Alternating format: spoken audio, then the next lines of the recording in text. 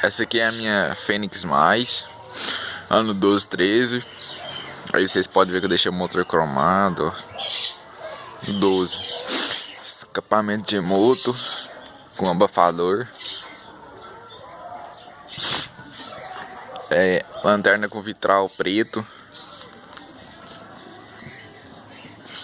Outro lado do motor cromado também. Punhos esportivos. Painel marcando marcha, com marcador de marcha, marcando até 50. Freio a disco na frente. Xenon 4000K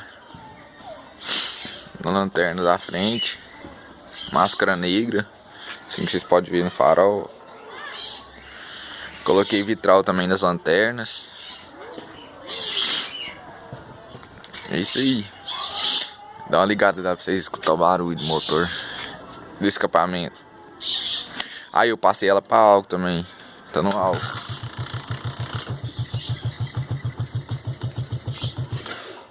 Aí você pode ver que tá ruim pra pegar, ó.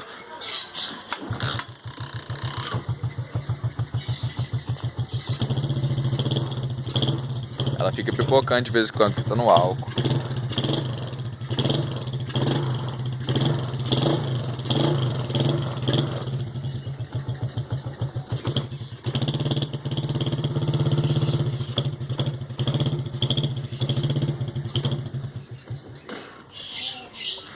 Aí apagou de novo, tem que esquentar, ó.